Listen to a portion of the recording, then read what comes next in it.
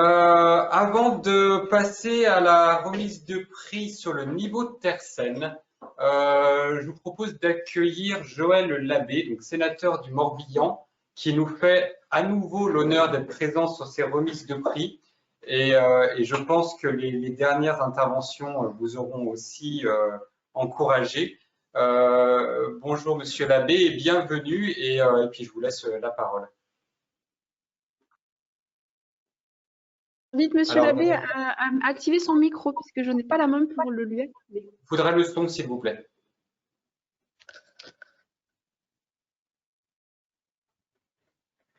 Vous devez avoir un petit rond avec un micro dedans qui doit être en rouge chez vous. Il suffit de le passer en vert et tout va fonctionner. C'est bon. Bonjour, c'est moi. Merci. Bonjour à toutes et à tous. Eh bien, un an après, j'ai le plaisir de vous retrouver, cette fois à distance, mais malgré tout, c'est encore un après-midi extrêmement riche où on apprend encore de nouvelles choses sur ce qui se passe au niveau de l'Occitanie. Vous êtes dans une véritable dynamique qui dépasse énormément ce qu'on avait pu prévoir au départ lorsque la loi a été votée.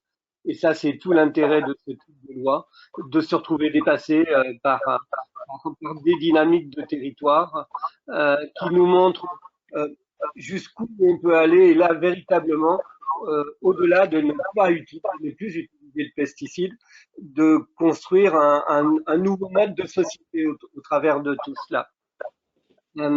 Les différents témoignages que l'on a pu entendre et suivre de la ville de Montpellier jusqu'à Madame Mur, je crois, qui est paysagiste. Et sur la question, parce que jusque-là, on a très peu parlé de l'arbre en ville, du rôle de l'arbre en ville. Et j'ai entendu beaucoup de respect de la force de l'arbre, mais compris aussi parce qu'il se disait que l'arbre n'est pas un objet solitaire. D'abord, c'est un être vivant, mais pas un objet solitaire. La notion de la symbiose, la notion de cortège phytosociologique, je trouve ça extrêmement intéressant. Et les humains que nous sommes avons à nous réconcilier avec ce monde-là, parce que quelque part il y a eu rupture, et réconcilier en travaillant même mieux qu'avant avec la connaissance scientifique que l'on a, et puis des professionnels que sont les paysagistes, derrière lesquels il y a aussi une approche scientifique, ce qui nous permet de revoir complètement la façon d'appréhender la nature en ville, et de ce fait la façon de vivre la ville et de vivre ensemble entre nous humains, mais en lien aussi avec le monde animal comme le monde végétal. Parmi les choses extrêmement intéressantes, la question de l'appropriation par les citoyennes et les citoyens de l'espace public. Jusque-là, depuis une soixantaine d'années, en gros, il y a la partie privée dont on s'occupe parce qu'on est chez nous. Il y a la partie publique, les employés communaux, la municipalité s'en débrouille, on paye des impôts pour cela. Maintenant, avec le côté un peu révolutionnaire de la loi, qui a fait que maintenant on ne peut plus avoir des traitements radicaux, eh bien ça ne peut pas, si on veut bien faire les choses, ça ne peut pas être matériellement les municipalités, les employés communaux qui fassent tout le travail. Ça coûterait beaucoup trop cher, d'une part. Il faudrait beaucoup de personnel. Et en fait, le côté positif, c'est que le citoyen se remet sur l'espace public, se le réapproprie et se le respecte. Et se le respecte collectivement. Alors j'ai entendu aussi, et je le sais, que c'est pas simple, c'est un peu compliqué, mais il y a de super belles expériences qui sont mises en œuvre sur toute une rue, devant toutes les façades, on végétalise et on crée une forme de d'émulation entre les personnes privées qui y résident. Comment j'arrange devant chez moi? Et revient à la question ancestrale de balayer devant sa porte. Et là, il s'agit d'arranger comme on aime devant chez soi. Et tous ces aspects-là sont, moi, je les trouve extrêmement intéressants. Il y a, alors vous, avec le label Tersen, là, je voudrais encore saluer les initiatives occitanes de longue date et de plusieurs années maintenant, qui dépassent les choses et qui font que la loi est arrivée. Je m'en félicite parce qu'il y avait besoin d'une loi, mais la loi rapidement devient dépassée, et c'est là toute la noblesse d'une loi qui a une force de loi, mais qui oblige sans trop obliger, surtout qu'elle interdit, et après elle dit vous, quelque part, vous vous débrouillez, sauf qu'on a réfléchi, les uns et les autres, vous y avez contribué, à réfléchir collectivement à comment on fait maintenant, quelles sont les alternatives, et c'est là où arrive, où revient la notion de la nature en ville, du végétal en ville, mais dès l'instant qu'il y a le végétal en ville, il y a aussi le retour du vivant animal en ville également, les insectes, toute cette biodiversité faunistique comme floristique. C'est toute cette question de la réconciliation. J'aime bien ce mot parce qu'on en a besoin de réconciliation entre nous humains, entre urbains et ruraux, entre consommateurs et paysans, mais aussi globalement entre les humains et l'ensemble du monde dans lequel on vit, où on doit vivre en symbiose, et le végétal comme l'animal se doivent d'être respectés. Je vais profiter de ce moment parce que, alors, je travaille aussi sur la question des plantes médicinales. Là encore, c'est du végétal. Là encore, c'est lié à la terre et à la terre vivante. Et sur les travaux qu'on a menés, on a eu l'occasion d'avoir des relations avec un certain nombre de personnes. J'ai entendu parler de Francis Allais. Alors, je ne savais pas qu'il était de Montpellier. Donc, évidemment, un grand monsieur de l'arbre et de la forêt. Il y en a un autre que j'ai découvert par les plantes médicinales. Il s'appelle Pierre Liotagui, ethnobotaniste, vieux monsieur. On n'avait pas pu l'avoir en audition, mais je l'avais eu au téléphone pendant une heure.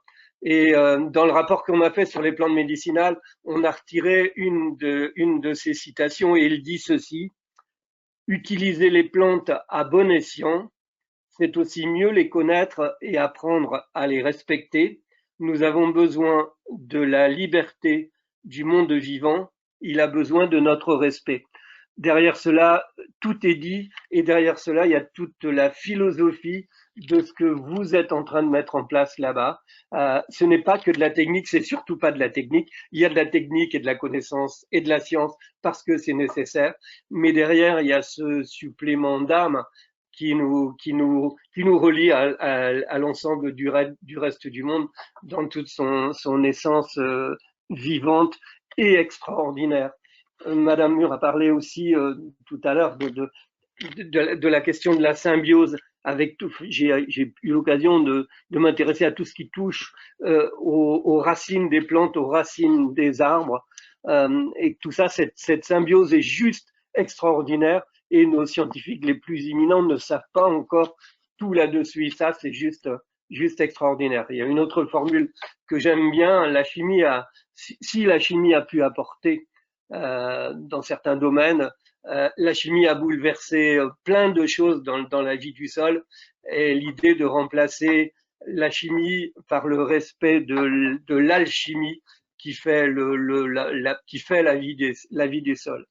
Pour revenir sur les choses législatives et réglementaires, d'ailleurs, je dois vous dire, alors la loi Labbé, on savait au départ qu'elle n'était pas complète.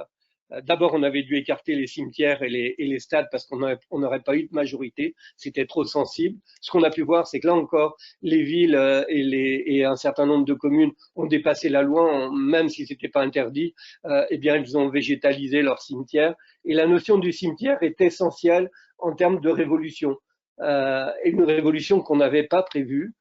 Et d'ailleurs, on l'avait écarté parce qu'on voulait, enfin, ça pouvait pas passer encore tellement culturellement nos cimetières étaient minéraux et très nets par rapport à toute forme de mauvaise herbe entre guillemets. Et aujourd'hui, cette végétalisation des cimetières change complètement la vision du cimetière que l'on avait dans notre culture, et le végétal dans le cimetière apporte une autre touche que l'on n'avait pas du tout prévue ni envisagée. Ceux qui le connaissent dans les pays du Nord, parce que c'est de leur culture. Nous, on ne le connaissait pas ici. Et c'est en train d'avancer à grands pas et d'une manière fantastique. Et j'aime bien citer Cathy Bias-Morin, que beaucoup d'entre vous devez bien connaître, la responsable des espaces verts de la ville de Versailles, quand elle fait visiter son cimetière des Gonards, qui est absolument un lieu absolument magnifique. Elle dit, on n'a pas fait grand-chose, on a juste remis de la vie dans le cimetière. Et quand elle a dit ça, elle a tout dit, parce que toute la vie est là. Et cette notion entre la vie et la mort, la recréer comme cela, moi je trouve ça également fantastique. Alors pour revenir, ça c'était la loi Labbé, donc c'est trou dans la raquette.